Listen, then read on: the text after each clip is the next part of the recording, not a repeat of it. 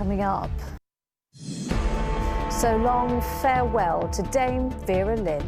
The Lunchtime News with Lucrezia Millarini. Good afternoon. The funeral of Forces sweetheart Dame Vera Lynn is taking place this lunchtime in East Sussex. Hundreds gathered in the village of Ditchling, where she lived for half a century, to line the roads, pay their respects and say goodbye to the singer.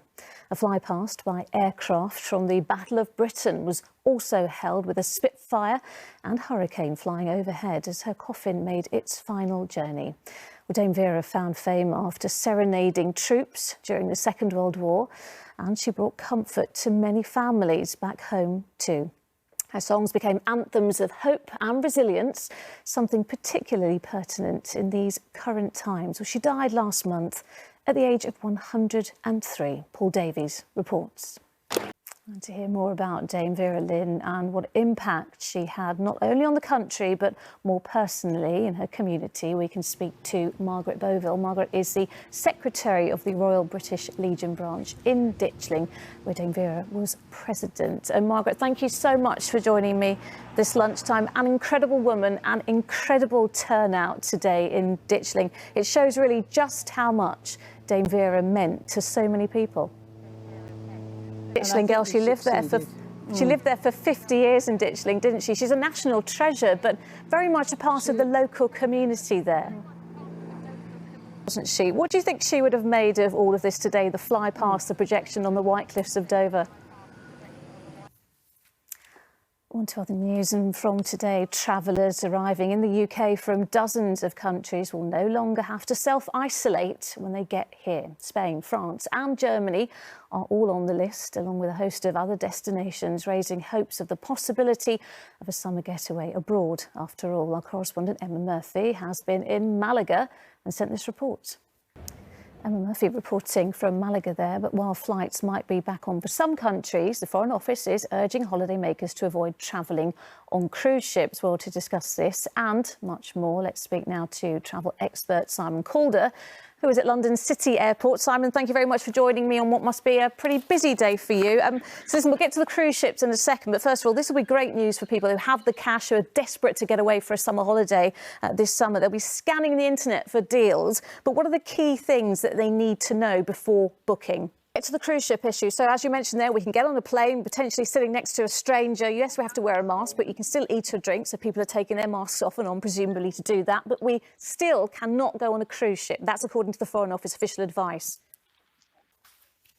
Well, that easing of travel restrictions from today extends to Northern Ireland too, after the region's executive agreed yesterday to relax quarantine rules. People in Northern Ireland can also...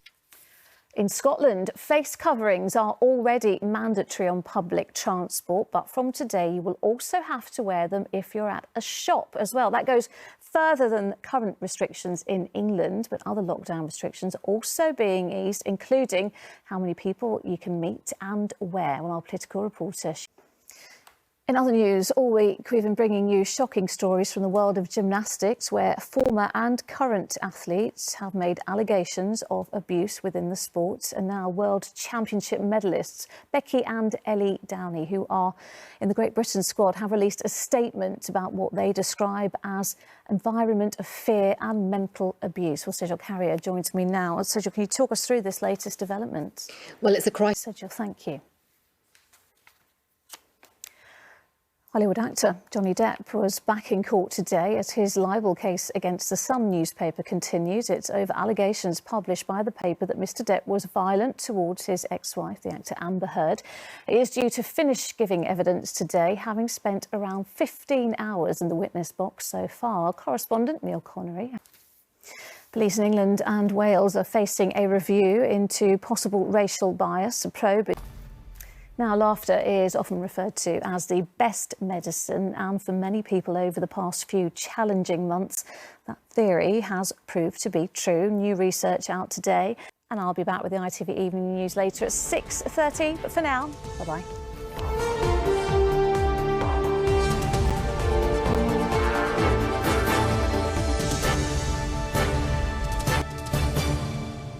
Hello again. Police have named a teenager who was stabbed to death in Dulwich Let's take a look at the weather now. Here's Philippa.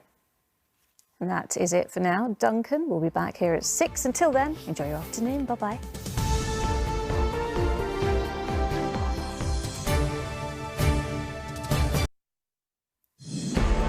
From the Olympics to grassroots, more allegations of bullying and abuse at every level of British gymnastics.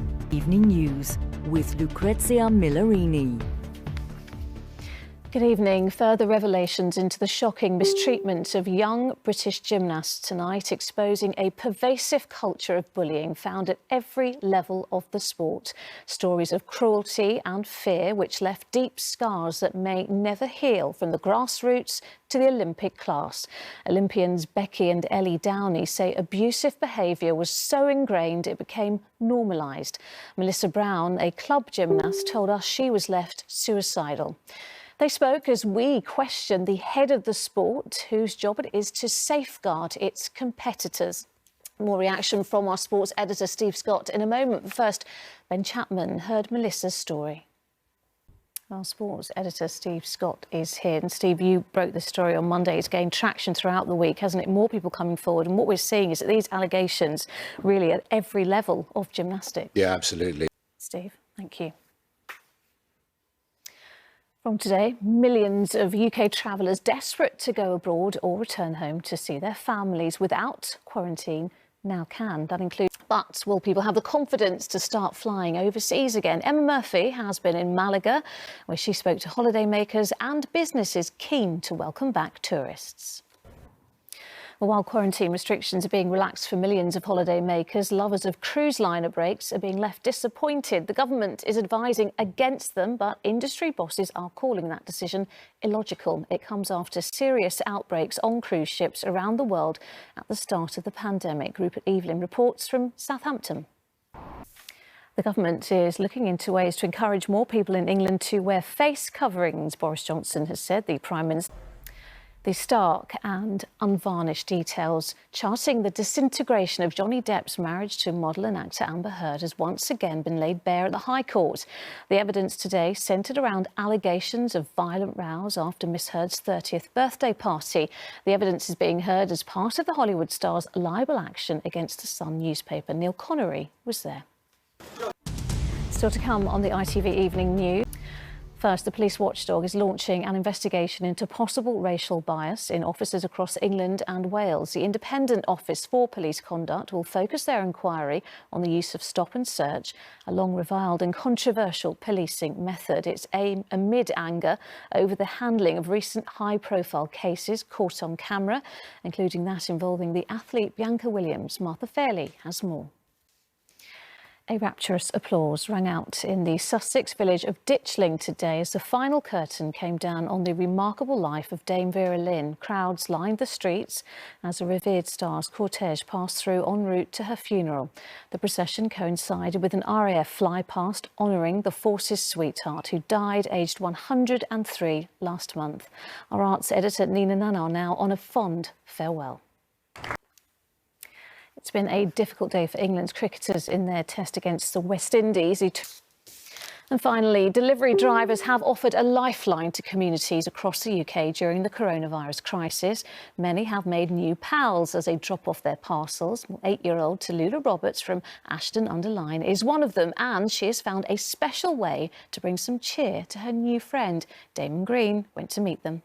What a fabulous way to end. Raggy Omar will be here with news at 10, but from me and all the team, have a very good evening. Bye-bye.